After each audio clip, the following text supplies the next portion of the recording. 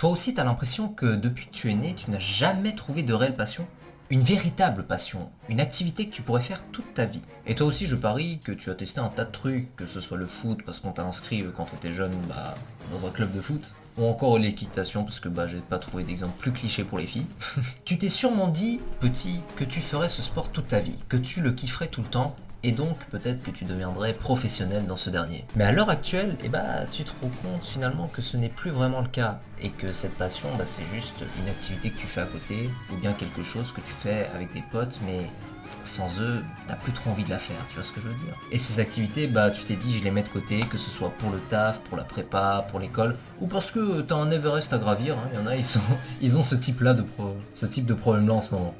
Mais ça, je vise personne, je vise personne. Les gourous du dev perso, eux, promettent qu'on peut trouver quelque chose qu'on kiffera toujours. Soit disant peut-être parce qu'on aura un feeling, peut-être un lien particulier avec une activité, et finalement on se rend compte que ce n'est pas vraiment le cas. Mais alors, comment savoir si c'est la bonne activité ou si on s'est trompé? Si c'est un passe-temps ou bien si c'est vraiment une passion? Comment savoir finalement si on n'est pas le Zlatan du football, le Youssouf Diketch du tir, ou encore le Cyril Choquet de la pêche? C'est ce qu'on va voir dans cette vidéo en passant par des concepts assez alambiqués au début et finalement je vais vous donner mon petit secret, ma petite poudre de perlimpinpin pour trouver peut-être la passion ou une activité, un sport que vous kifferez pendant assez longtemps, et je vais notamment vous parler de mon processus, comment j'ai fait pour en arriver là évidemment, et quelle est tout simplement ma passion. Mais je vous dirai ça peut-être à la fin de la vidéo, les petits secrets, les meilleurs avantages, les meilleurs petits conseils, parce que maintenant watch time, hein, voilà, c'est comme ça que ça fonctionne. Du coup, sur ce, n'hésitez pas à vous abonner, à liker, partager la vidéo, bref, vous connaissez, maintenant je suis un youtubeur de qualité, du coup je sais faire des intros. À revoir, mais du coup, bref, sur ce, on plonge dans le sujet, et on va voir comment trouver une réelle passion. Pour ma part, j'ai essayé plusieurs outils, à commencer par, sans doute le plus connu quand on parle de passion, c'est l'ikigai. Une philosophie japonaise qui signifie littéralement raison d'être. C'est un concept dont je ne vais pas directement, excusez les termes, mais chier dessus, parce que théoriquement, oui, c'est très bien. Factuellement, en soi, ça devrait être vraiment notre ikigai, notre passion, la chose qu'on pourrait faire toute notre vie, étant donné qu'on est rémunéré, que c'est quelque chose qui nous passionne, que c'est quelque chose qu'on peut faire au travail, ou pour lequel on se dit c'est vraiment l'activité pour laquelle je suis faite. Mais au final, l'ikigai est peut-être presque trop théorique. Je vais m'expliquer. Il s'agit d'un concept visant à trouver un équilibre entre différents aspects de la vie pour identifier ce qui donne un sens à notre existence, en alliant ce que tu aimes, ce dont tu es bon à, ce dont pourquoi tu peux être rémunéré et ce dont le monde a besoin. Voilà, des inventions finalement. Donc moi personnellement j'ai testé cet outil, mais il ne m'a pas totalement aidé comme les gourous du dev perso me l'ont promis.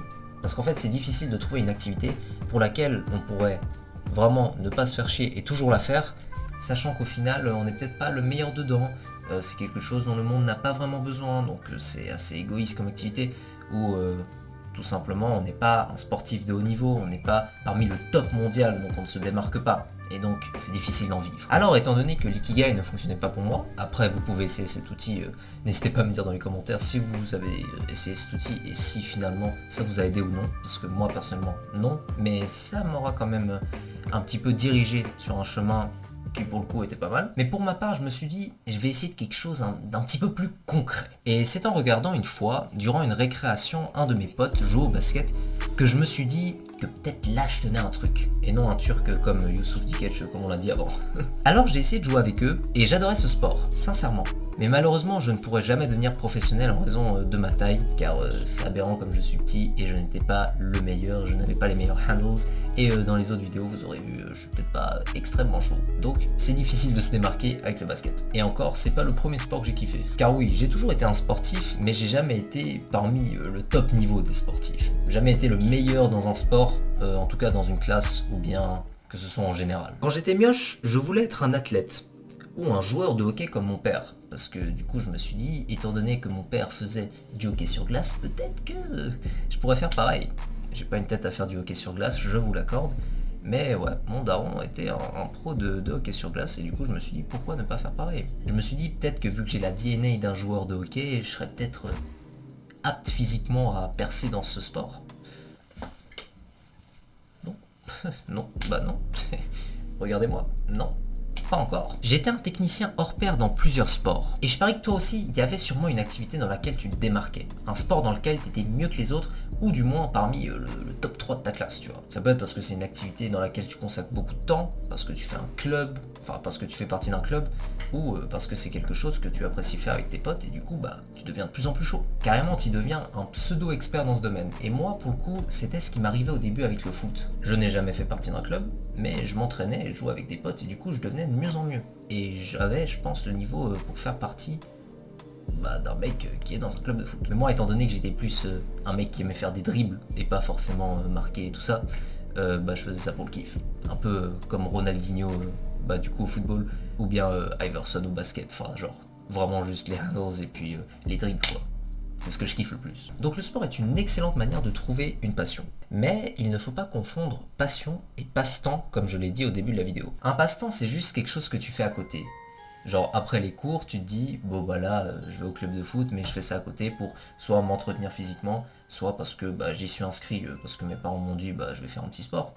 Du coup, je fais ça à côté, mais c'est pas quelque chose dans lequel j'aimerais vraiment devenir bon. Et ça, c'est pas forcément le mieux. Tandis que de l'autre côté, une passion, c'est quelque chose que tu aimes vraiment faire, et dans lequel, peut-être, tu pourrais en vivre, ou bien du moins la faire toute ta vie. Mais du coup, c'est pas forcément en étant dans un club ou parce que tu as des gènes, notamment moi pour le hockey sur glace, de quelqu'un qui a fait du hockey sur glace à haut niveau, c'est pas forcément pour ça que je deviendrai joueur de hockey ou bien un professionnel, parce que ce n'est pas fait pour moi, tout simplement. Par exemple, prenons le mythe de Sisyphe. Tu vois, c'est le mec qui prend un caillou, qui le ramène au-dessus de la montagne, puis qui le refait tomber de l'autre côté. Enfin, je veux dire, un peu, ouais, c'est un peu un mongol, on va pas se mentir. Il n'a ni objectif, ni raison de vivre, ni rien, et fait ça juste pour passer le temps. Et il ne faut pas être comme Sisyphe, c'est la pire chose possible. Une personne passionnée deviendra toujours meilleure dans son domaine, que ce soit Beth Harmon aux échecs, Rock Lee dans le taijutsu, Robin en archéologie, ou bien il y a énormément d'exemples dans les animés, parce que du coup je parle quand même d'animés sur cette chaîne, mais il y a beaucoup de personnes, beaucoup de personnages de fiction qui ont une passion et qui deviennent la meilleure dedans, et c'est quelque chose qu'on doit trouver.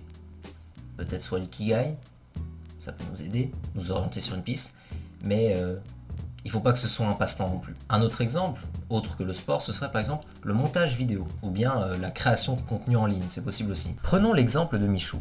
Ce dernier est passionné par YouTube. Et perso, moi aussi, j'étais passionné par YouTube et je pensais être un vidéaste hors pair. Carrément, j'ai percé sur TikTok un petit peu jusqu'à genre 7000 abonnés, mais je postais des trucs d'animé sans trop parler, du coup c'était un petit peu mid, mais voilà. Je me disais peut-être j'étais fait pour ça, et peut-être là je suis fait pour ça, mais on n'aurait pas totalement dit. Parce que je suis pas encore très bon devant la caméra, je pétouille.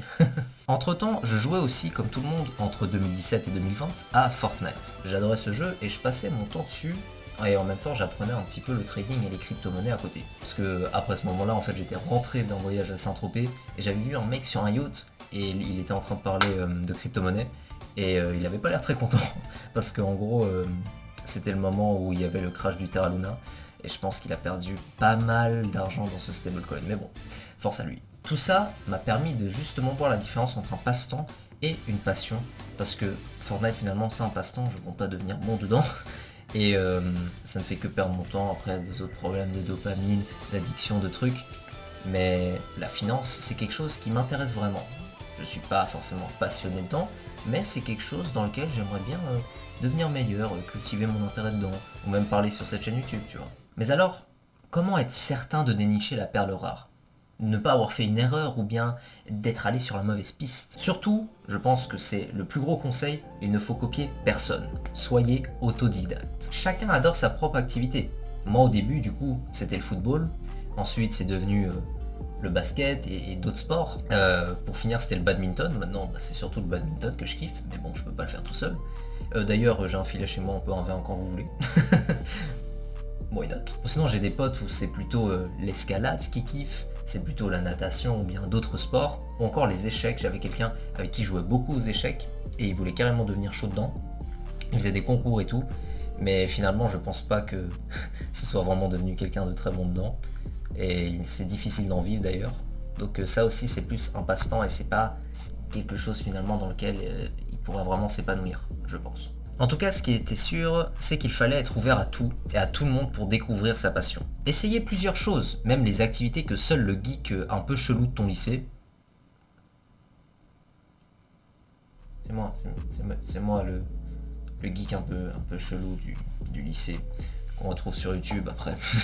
Mais riche, voilà, paf, parce que voilà. Puis à tout moment, bah, c'est quelque chose qui t'intéresse, ça peut être l'informatique, la programmation, j'en sais rien, c'est vraiment ouvert à tout. Enfin bref, il faut expérimenter de nombreuses choses, explorer ses propres intérêts et ne pas se laisser influencer par le hobby des autres. Les sujets qui te passionnent seront une bonne base pour trouver ta vocation, et c'est justement sur ça que s'appuie l'ikigai, c'est normalement sur la passion pour ensuite être rémunéré, et si tu peux aider le monde, bah finalement...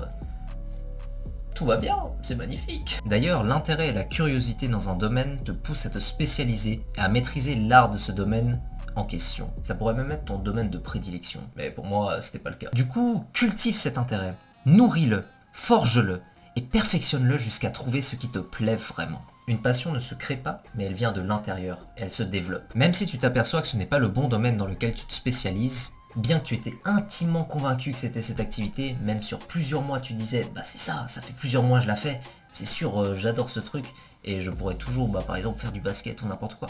Peut-être que non, tu t'en lasseras sûrement un moment et donc il y aurait peut-être quelque chose, une autre activité dans laquelle tu t'épanouirais plus. C'est possible.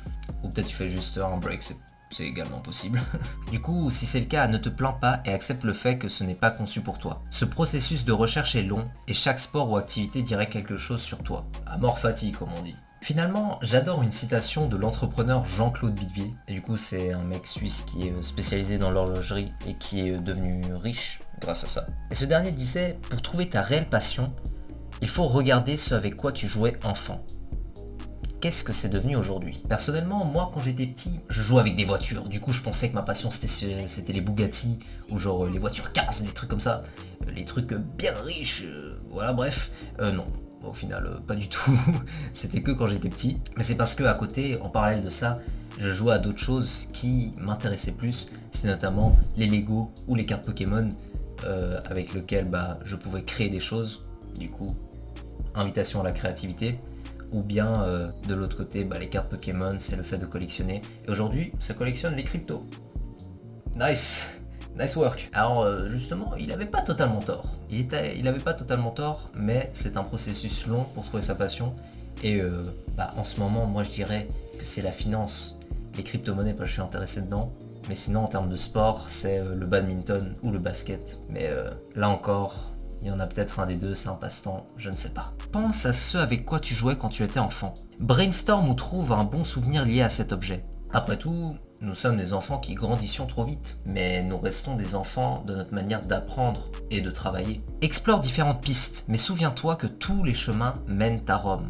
Tu verras et c'est sûr qu'une chose se démarquera en particulier. Et du coup, plus qu'à devenir le meilleur dans ce domaine. C'est ce qu'un mec random m'a dit une fois dans un sauna. Voilà, poursuis tes rêves, poursuis ta passion, ne laisse pas les autres dire ce qui est bon ou pas pour toi. Explore tes propres intérêts et regarde finalement ce qui est bon, ce qui n'est pas bon pour toi, ce que tu aimes, ce que tu n'aimes pas faire. Et deviens le meilleur dans ce domaine. Car la passion est comme une graine, elle se nourrit et devient tellement immense qu'elle pourra atteindre des sommets dont personne ne connaît l'existence. Wow, attends, c'est super chaud ça, ça veut dire qu'il faut devenir le premier, le meilleur dans un domaine, et du coup faire partie du livre des Guinness World Records. Écoute, je sais pas, mais c'est peut-être un peu compliqué. Enfin bref, surtout si t'as apprécié la vidéo, n'hésite pas à liker, commenter, partager, j'ai pas beaucoup d'abonnés non plus, donc voilà, petit youtubeur indé, qui fait des trucs indé, comme on peut le voir là, attention, ça j'expliquerai les prochaines fois ce que c'est. Et sur ce, je te souhaite une bonne chance dans ta quête pour trouver ta passion. Et j'espère que j'aurai tout simplement pu éclairer quelques-unes de tes lumières. C'était Suji. Et à la prochaine. Peace.